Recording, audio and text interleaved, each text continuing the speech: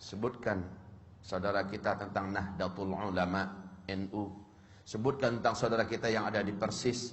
Sebutkan saudara kita yang ada di kelompok perjuangan Ikhwanul Muslimin. Sebutkan saudara kita yang mana saja yang akan kita sebutkan. Mereka Ahlus Sunnah wal Jamaah seluruhnya. Berangkat dari kelebihan dan kekurangan mereka. Mereka saudara kita, kita saudara mereka. Kalau setiap kelompok berpikir macam ini, maka akan ketahuan bahwa kita sesama kita tidak layak untuk dibentur-benturkan dan tidak pantas untuk saling bermusuhan. Musuh kita yang nyata adalah Yahudi, Zionis Israel. Musuh kita yang nyata adalah Nasara yang merangi Islam yang di bawah payung PBB dengan Amerikanya. Musuh kita yang nyata pada hari ini adalah Syiah yang dipimpin oleh Iran di seluruh dunia. Ini musuh kita yang nyata. Jelas siapa di hadapan kita. Tetapi umat Islam dibentur-benturkan dengan isu-isu yang mereka yang buat, orang kafir itu buat, termasuk Syiah yang buat, semacam Wahabi dan segala macamnya. La haula wala quwata illa billah. Ibarat Allah, tentang masalah ini perlu saya beritahukan dan semoga saja nasihat ini bermanfaat untuk saya, saudara saya yang tercinta, seluruh Ahlus Sunnah wal Jamaah dimanapun berada. Hari ini Arab Saudi diserang habis-habisan. Amerika juga bersatu dengan Iran. Iran berarti di belakangnya ada Rusia, ada Cina, ada India dan lain-lainnya. Ini adalah blok timur. Amerika sebagai energi terkuat yang ada di PBB menyatakan Iran adalah saudara kita. Sekarang di Iran, seluruh kota-kota yang ada di Iran hari ini ibarat Allah, semua tulisan-tulisan matilah Amerika di dinding-dinding di mana saja sudah mereka hapus. Yang digantikan dengan matilah Saudi, matilah Saudi, matilah Saudi. Lalu orang-orang muslimin di seluruh dunia, termasuk di Indonesia, berhasil dibakar dan disulut dengan isu Wahabi yang disematkan kepada Saudi. Disematkan kepada imam-imam yang memimpin di Masjidil Haram, di Masjid Nabawi. Disematkan istilah Wahabi ini kepada ulama-ulama yang bersumber dari Saudi. La haula wa la quwata illa billah.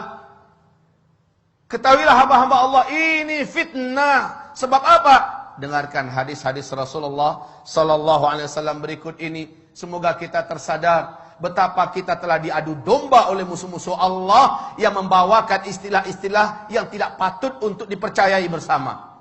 Saya yakin dan berbaik sangka bahwa seluruh yang hadir dalam Jumatan ini, di masjid ini, insya-Allah taala bukan termasuk orang-orang yang mudah disulut dengan paham-paham seperti ini. Tetapi saya berharap melalui media yang ada, media sosial yang ada, dari dunia maya segala macamnya, di seluruh Indonesia bahkan menerobos ke seluruh dunia, sampailah hendaknya nasihat ini. Bahwa sesungguhnya isu-isu yang tidak pantas disematkan kepada Islam, khususnya Wahabi-Wahabi, dan menyerang Arab Saudi. Sekali lagi, saya termasuk orang yang benci dengan Arab Saudi. Dulu, kenapa loyalitas Arab Saudi pada Amerika? Loyalitas Arab Saudi kepada Zionis Israel, loyalitas mereka. Tapi ketika Arab Saudi jatuh ke tangan orang yang saleh, insyaallah, Allahu a'lam, di tangan Raja Salman, bagaimana dia mendeklarasikan kesatuan umat Islam di atas kepentingan Islam. Bagaimana dia bersumpah bahwa akan membebaskan Al-Quds. Bagaimana dia menyatakan baraknya terhadap segala macam kejahatan-kejahatan yang dilakukan oleh Timur dan Barat, terkhusus oleh PBB, dan tidak mau diatur oleh PBB. Lihat bagaimana sekarang Islam benar-benar menjadi perhatian utama. Dan sejak itu Amerika berpihak kepada Iran. Sejak itu Amerika bertekad untuk menghabisi Ahlus Sunnah wal Jamaah melalui lokomotif yang paling benci kepada Islam, yaitu Syiah. Maka kaum muslimin, perhatikan sekarang. Rasulullah bersabda sallallahu alaihi wasallam, "Innad din la ya'rizu ilal hijazi kama ta'rizul hayyah ila juhriha." Sesungguhnya agama ini pada akhirnya nanti akan kembali berpusat dan berfokus kepada Hijaz, sebagaimana berpusatnya dan berkutatnya ular di dalam lubangnya. Hijaz itu adalah Makkah, Madinah, Taif. Ini yang Hijaz. Di zaman-zaman fitnah, Islam akan kembali berkutat atau berkonsentrasi di Hijaz. Dan ini sekarang difitnah sebagai Wahabi-Wahabi. Rasulullah sallallahu alaihi wasallam ceritakan oleh Abu Hurairah, semoga Allah ridha kepadanya. Rasulullah bersabda, "Innal Islam bada'a ghariban wa sayaudu ghariban kama bada'a." Islam mula-mula datang, dia adalah aneh, dikucilkan dan tidak diterima. Nanti ketika di akhir zaman Islam akan kembali dianggap aneh, dikucilkan dan kembali tidak diterima. Justru oleh umatnya sendiri. Wa huwa ya'rizu bainal masjidaini kama ta'rizul hayyatu fi juhriha. Dan Islam ini, kata Rasulullah sallallahu alaihi wasallam, hanya akan terpusat di dua masjid ini, yakni Masjid An-Nabawi dan Masjidil Haram, berarti di Makkah dan di Madinah, ya. Kama ta'rizul hayyatu fi juhriha, sebagaimana ular berpusat di dalam lubangnya. Hari ini sekali lagi, isu tentang Abdul Wahab bin Abdul Rahman Al-Afriqi di abad kedua dari kelompok komunitas Khawarij yang menganggap kelompoknya saja yang paling benar, di luarnya sesat seluruhnya, yang mengkafir-kafirkan orang, membidah-bidahkan orang pada abad kedua Hijriah, bukan Syekh Muhammad bin Abdul Wahab At-Tamimi yang ada di Hijaz, bukan. Ini jelas mujaddid. Tetapi umat Islam ini dengan dalam buku yang ditulis oleh Muhammad Novelis, Zionis dan Syiah bersatu menghantam Islam. Ternyata istilah Wahabi-Wahabi yang harusnya di abad kedua yang muncul itu, si Khawarij itu, ini yang dihidupkan dan disematkan kepada Syekh Muhammad bin Abdul Wahab. Dan ini tidak benar, ini batil. Syekh Muhammad bin Abdul Wahab adalah seorang mujaddid, ulama Ahlus Sunnah wal Jamaah. Lihat seluruh bacaan-bacaan yang ditulisnya. Lihat seluruh gubahan-gubahannya. Lihat seluruh penyampaiannya. Sama dengan yang ada pada umat Islam pada hari ini. Baik yang dipakai dan diamalkan oleh NU. Baik yang dipakai oleh umat Islam yang ada di Muhammadiyah. Dipakai oleh Al-Sunnah wal Jamaah yang ada di mana-mana. Tapi yang ditulis, yang diucapkan, dilafazkan oleh sang Khawarij abad kedua Hijriah, yakni Abdul Wahab bin Abdul Rahman, ini dia yang sesat menyesatkan. Tapi orang-orang Syiah menyematkan ini kepada Syekh Muhammad bin Abdul Wahab. Inilah kebatilan yang nyata, ibarat Allah yang kami muliakan. Lalu umat Islam sekarang mau saja percaya dan dibentur-benturkan.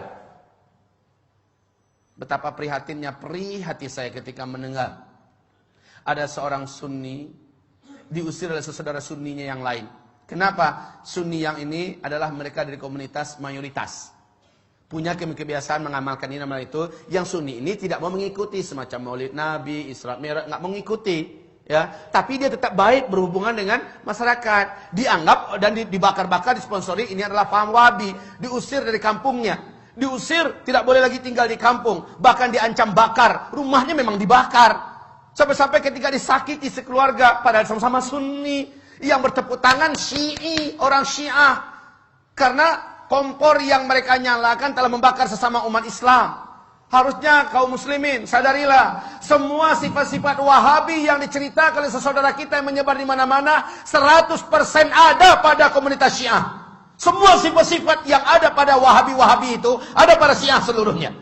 Baca tentang Syiah, lihat perang-perangnya Wahabi, 100% ada pada Syiah. Yang maling mereka, yang teriak maling mereka dan mengadu domba sesama umat Islam. Sadarlah. Sadarlah. Wahai saudaraku, jangan mau dibentur-benturkan. Cintai saudaramu. Dan kata Rasulullah SAW, La tadkhulul jannah hatta tu'minu. Kamu tidak akan pernah masuk ke dalam surga sampai kamu menjadi orang yang beriman. Wa la tu'minu hatta tahabbu. Dan kamu tidak akan pernah menjadi orang yang beriman sehingga kamu saling mencintai. Kamu tidak akan pernah menjadi orang yang beriman sampai kamu saling mencintai. Saling mencintai ini adalah syarat menjadi orang yang beriman. Ibarat Allah, ma'asyiral muslimin, hamba-hamba Allah yang kami muliakan. Bagaimana? Surga mana yang akan kita layak masuki sementara kita membenci sama orang beriman? Surga mana yang pantas kita masuki? Padahal yang pantas menjadi ahli surga hanyalah orang yang beriman. Dan kamu tidak akan sampai dan tidak akan pernah menjadi orang yang beriman sampai kamu mencintai sesama saudara kamu. Perbedaan nama, perbedaan karakter, perbedaan sifat dan sebagainya, jangan dijadikan alasan untuk kita tidak menganggapnya saudara kita. Orang tua kita sama, Al-Quran dan As-Sunnah. Rumah besar kita sama, Islam. Yang prinsip-prinsip kita masih sama. Hanya perbedaan-perbedaan ini jangan sampai kita mau dicabik-cabik. Ini yang menjadikan syaitan itu walakin fit tahrishi bainahum. Akan tetapi dengan memecah belah dan mengadu domba sesama mereka, di sini pintunya yang didapat oleh syaitan ada pada umat ini.